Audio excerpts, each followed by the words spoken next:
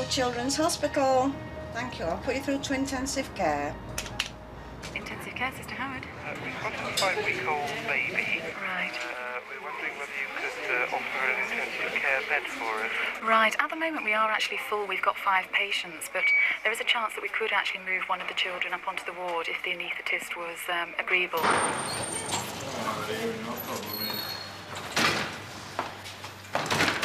5-week-old Abby Newbold needs intensive care. She's got bronchiolitis, a viral infection of the lungs. Abby's having difficulty breathing and may need to be connected to a ventilator. But in one sense, at least, Abby is lucky. At a time when there's a national shortage of children's intensive care beds, she's been offered one of the 5 beds on the intensive care unit of Sheffield Children's Hospital. Come on, then, sweetheart.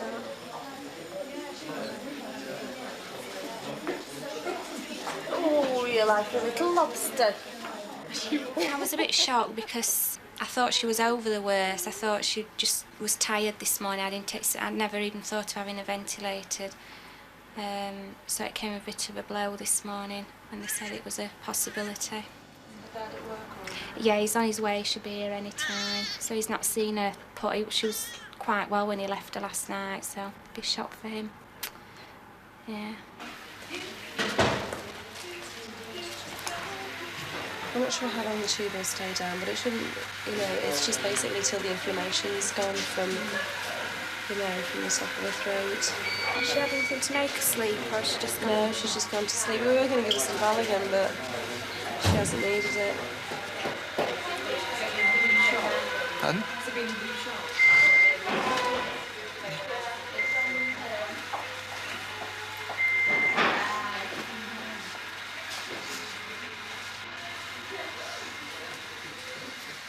Recently, for over a 6-week period, we've actually turned away 27 children from this unit.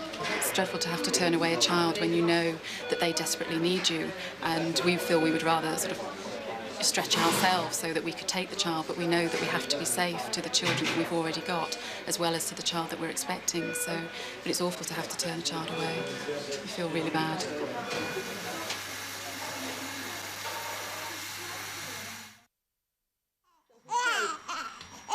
After just 48 hours of intensive care, Abby's virus has begun to clear. There we are, now we're in its stomach. Now comes the painful bit. She's fine, okay. Nothing to worry about. We'll leave her for a couple of hours just to make sure that she's totally fine, as it were. And then the plan would be, if everything goes smoothly, for her to go back up to the ward tomorrow. However, I think if we get a sort of urgent case that comes along that needs to use the bed, if she's all right in an hour or two, then I'd probably be happy for her to go back to the ward. OK. Been worst week of my life, well, both our lives, really. Just the waiting. Yeah, not being able to do anything yourself. It's 9 o'clock and an emergency is unfolding. Staff at the unit are preparing to receive a dangerously ill child from another hospital. Good evening. The hostel in Scarborough, where a woman and baby girl died in a fire this morning, did not conform to safety regulations, according to the local council. 11 guests and 2 firefighters were taken to hospital, but a 33-year-old woman and a 20-month-old girl were dead on arrival. Her 4-year-old sister is seriously ill. It's now midnight, and the 4-year-old survivor of the hostel fire is arriving from Scarborough.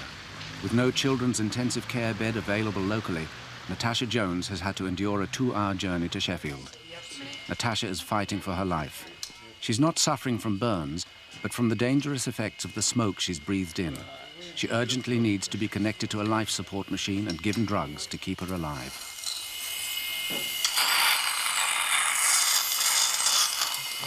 Right, you've got a drip running. That's total fluids, 30 mils an hour, so if you bang that in about 25 or something. The main problem is her brain.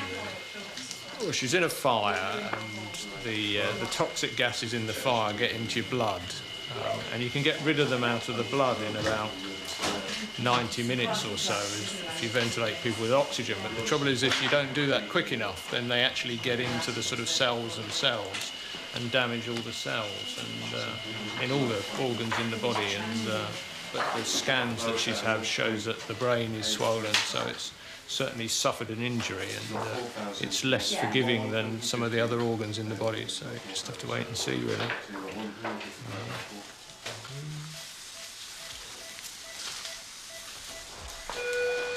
Natasha's in here. 1:30 in the morning, and Natasha's parents and grandparents have arrived at the hospital. It's just 24 hours since the fire that claimed the life of their youngest child.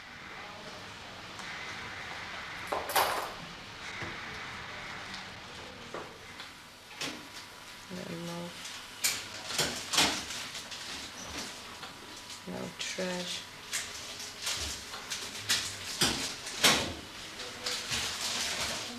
A bit more colour in there, no, Mike? Yeah, she's got a lot more colour in her. Colour in the face. Yeah. We've been told that she was in a fire, but I don't know any more than that. I wonder, can you fill us in a bit more about that? They got trapped in the fire. And they both got caught with all the smoke. Right. And the baby died straight away. So who actually got them out of the fire? Firemen. Right. Were there actually flames and things in the room, do you know? Not in their room, no, but there was just full of smoke there. Now, her scans and things show that her brain is swollen, suggesting that it suffered some damage from a lack of oxygen.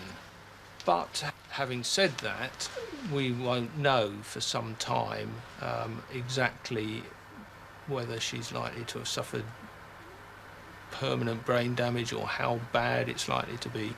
You just cannot tell at the moment.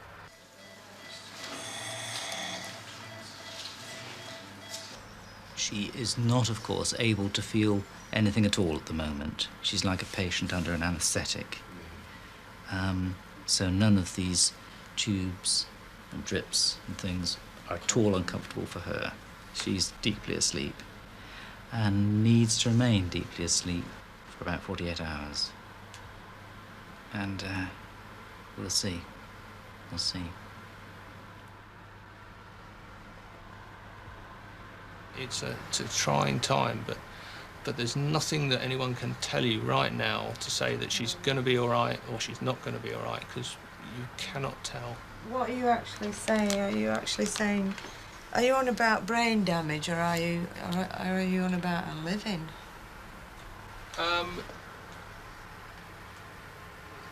At the end of the day, you cannot. Her brain may be so severely damaged that she will effectively be brain dead. Yes, that is a possibility.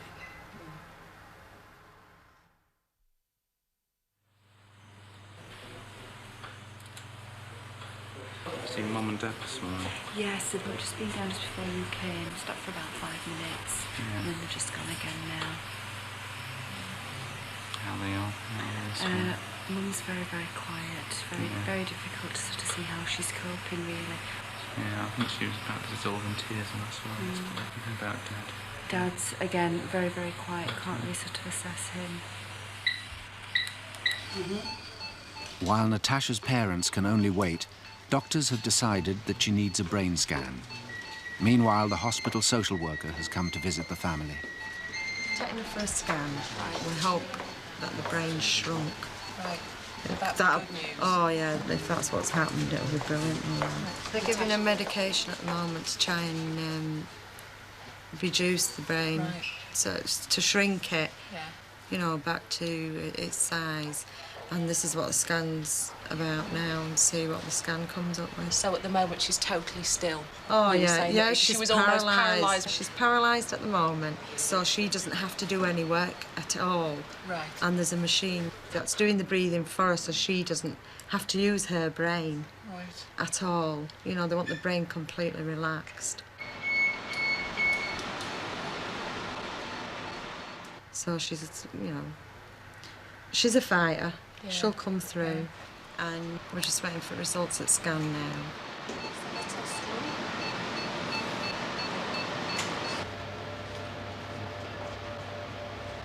Just the same. Just keep hoping. Happened early hours, first in the morning, 2 o'clock first in the morning, it happened. Yeah. In Scarborough. Yeah. Her baby sister died in it. Oh, sorry, right. And Tasha's like this through it. Yeah. How old is Natasha? Natasha's 4. Her sister was 20 months. Yeah, I'm sorry. Yeah. And what was her name? Terry. Terry. Yeah. Terry's still over in Scarborough. Right. She's in the chapel in Scarborough over there. Right. And would you like me to say some prayers with Natasha? Ask God's blessing then. Another 48 hours, yes, to wait. Right. Before she's out of danger, really. Yeah. So I'm just after wait and she'll pull through though, because she's tough. Yeah.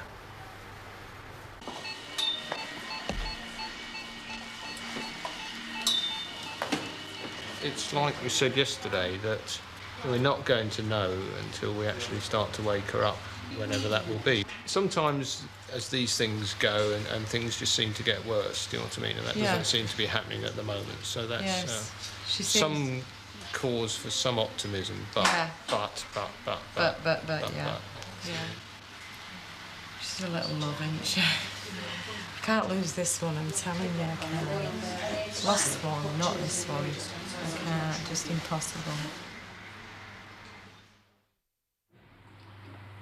But 24 hours later, things have taken a turn for the worse. There are now worrying signs that Natasha's brain is not functioning as it should.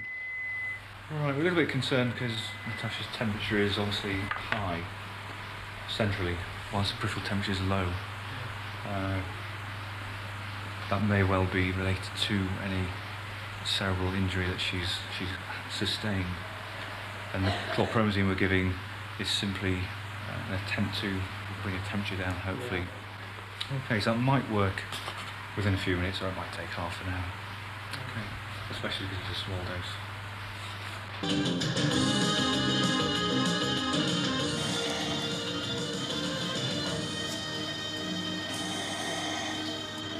Good evening. It emerged today that a 4-year-old victim of the Scarborough hostel fire was turned away from an intensive care unit in Leeds. Natasha Jones was critically injured in the blaze. Her 20-month-old sister Terry died along with a 33-year-old woman. Natasha had to endure a journey of more than 100 miles before a bed could be found for her in Sheffield. Well, joining me now is Dr. Neil Bennett, a consultant at the Children's Hospital in Sheffield. Dr. Bennett, that seems to be a scandal, doesn't it? What would have happened if Sheffield hadn't found a bed for Natasha Jones? Well, we'd have had to have found a bed in another paediatric intensive care unit, and the nearest paediatric intensive care unit to Sheffield is in Nottingham. We asked the Department of Health for their reaction to the acute bed shortage highlighted in the case of Natasha Jones, but they refused to comment. You managed to get the temperature down? It's only come down by 0.2 of a degree, so it's still quite high at the moment. We're trying. She's had ice packs under her arms and on her groins, and we've tepid sponged her twice, so we'll try that again. Renew the ice packs and see if that comes down. Although she's got a temperature, hands and feet are actually quite cool, so we're bubble wrapping those to try and keep them warm. It's a case of trying to get the inside cold and keep the outside warm.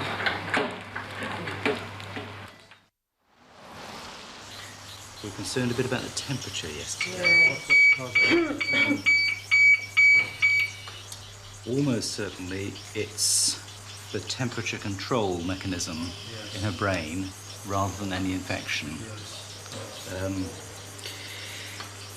At the moment it's fine, but that's just one slightly worrying aspect of this. Well, I think at this stage, lots of talking to her, you know, to hear your familiar voices is very important. Natasha. Natasha. Hey, baby. Okay then, some grounds for feeling encouraged by the things I've mentioned. But a lot of reasons still for worrying about her. We're just going to have to be patient here. Yeah. As the sedation wears off. Is she out of the danger zone, do you know, Professor? Out of the danger zone with regard to her lungs, certainly. And out of the danger zone with regard to kidney function. And yes, life. But it's her brain function that's the worry, isn't it, at this stage?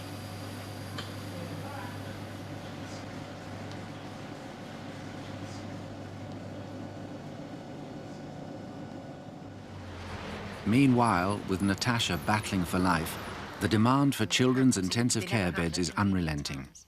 The doctors meet to discuss the possible expansion of the unit with the hospital's chief executive, Richard Jevons.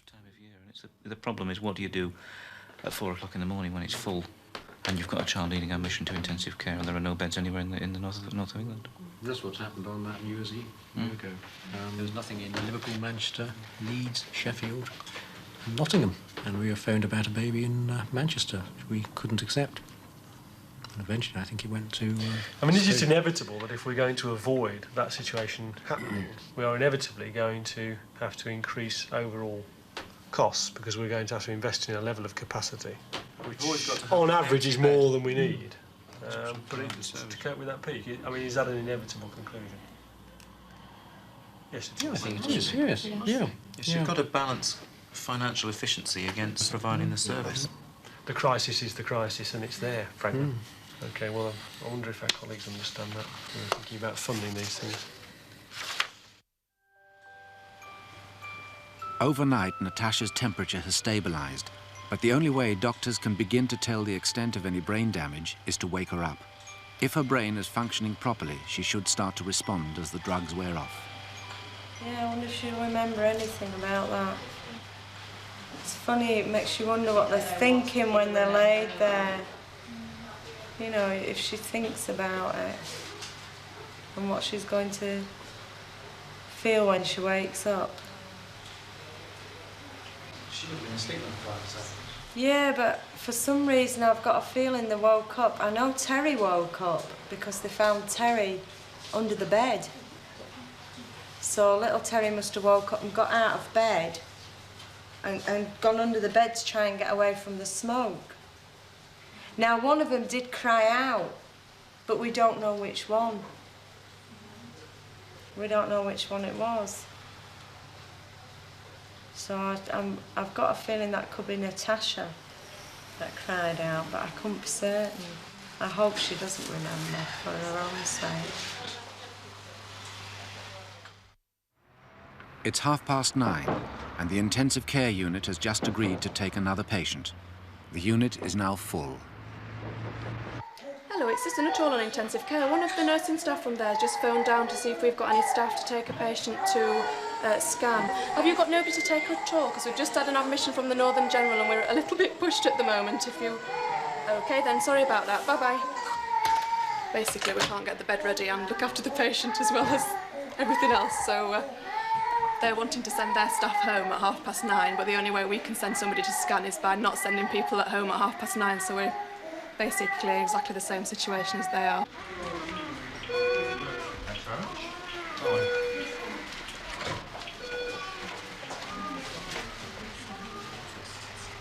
Hello, Natasha. Hello, sweetheart. Oh, the bed's full out there. Yeah, it's really busy. It's disgusting, isn't it, really, when you think about it? You come in here and you see this little ward with 4 beds. And how many children out there? Who can say how many children are going to come in here in one night that are really, really ill? Later that night, another child arrived in casualty who needed intensive care, but no bed was available.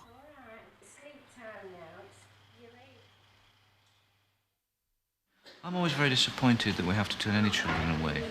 In that child's particular case, I don't think it made any difference because everything that happened actually happened in this hospital. It's not as though the child was actually in the ambulance on the way to Leeds when the child died. He actually died in this hospital in the casualty department.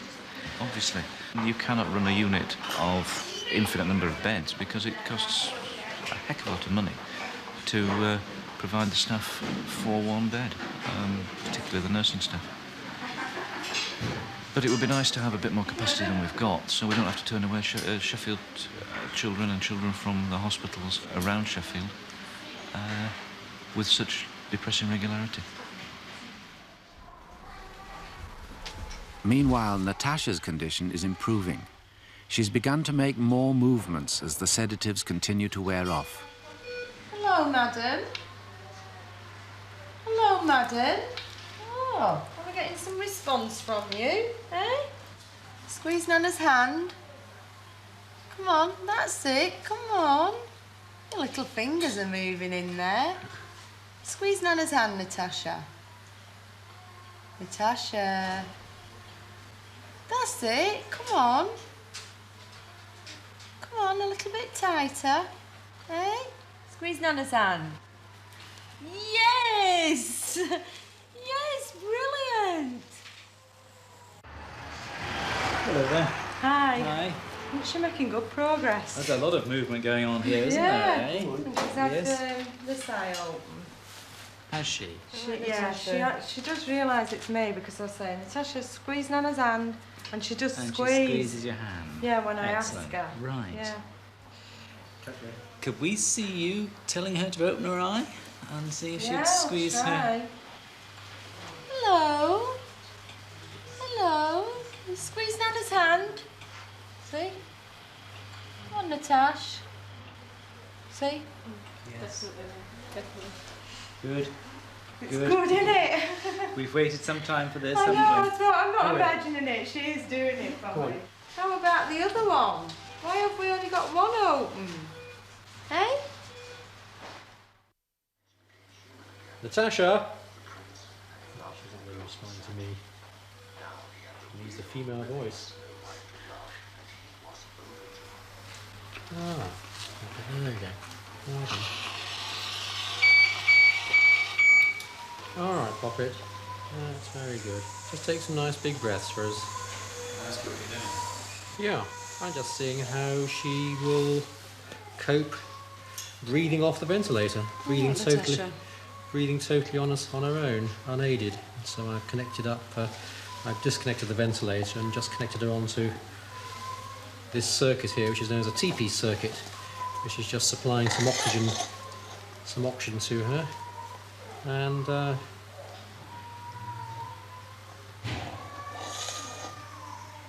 very good. She's coughing very vigorously, isn't she?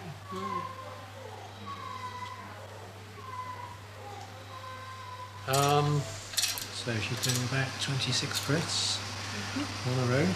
Right, well I think we'll take the plunge and see whether we can get this tube out. The first thing we've got to do is to aspirate the nasogastric tube.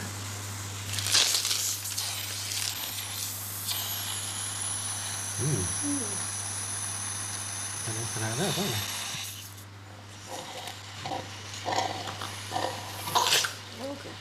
Very good. So I'll take the nasogastric tube out at the same time. Oops. Well done. Okay.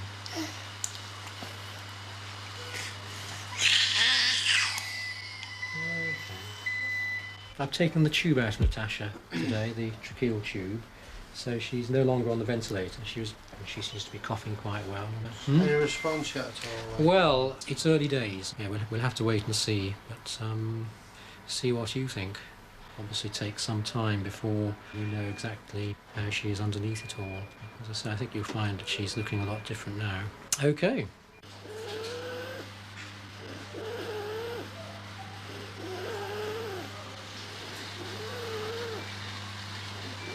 You don't have to cry. Is she crying? Are you waking, are you?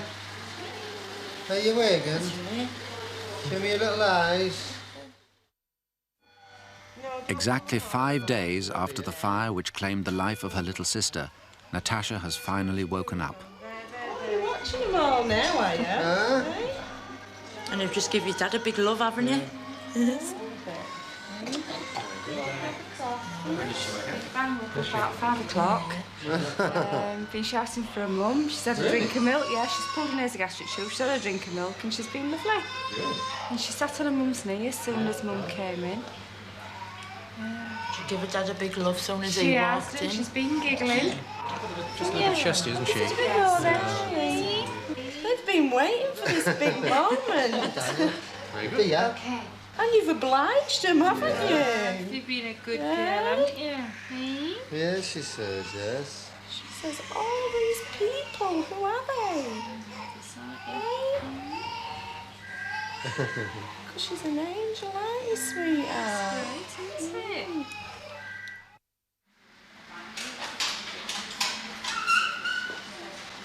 She's probably going to have quite a few days of being sleepy and irritable and cranky. But we can put up with that, can't we? We won't want to keep her here a moment longer than is necessary, will we? Because we thought today at least. Oh, certainly. See how she is tomorrow morning. I think it's going to be quite a long period of sort of rehabilitation, which clearly should go on in Scarborough. I think the presence of all of us is definitely adverse. We're all going away now. Ready? Going on Mummy's knee now. Ready? We pass you over to Mummy? Going on Mummy's knee. Yeah. Sit on her knee. Natasha, good Calm girl. down, baby, are we? Good girl. All right, come on. Come on. It's a good girl. You're not. Tasha. No, you're not. No, Tasha. No, Natasha, you're no, Natasha. What did she say? You're okay. What? You're okay. Alright? You're not. Look, you're going to give Mummy a big cuddle now. Yeah, that's what Mummy wants. She wants big kisses and cuddles from you. Yeah, she wants lots of kisses from you.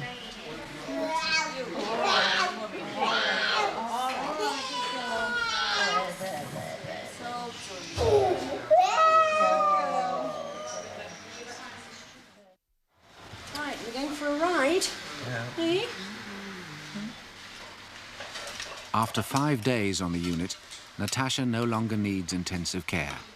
She's still having nightmares, but is well enough to go on to an ordinary ward before returning to Scarborough. Thanks, sweetheart. Take care upstairs. You know you can always come down and see us. Okay, thanks a lot. Don't go too fast.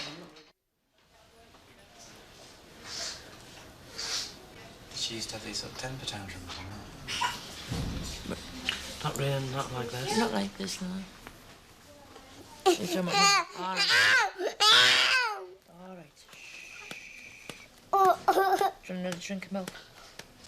I think she's remembering what happened. That's what it is, yeah. She's just like saying things, you know, about her sister and stuff, you know. Telling her to stop crying and stuff like that. And to get under the bed. And I mean, we don't know what goes on in kids' minds, do we? None of us do.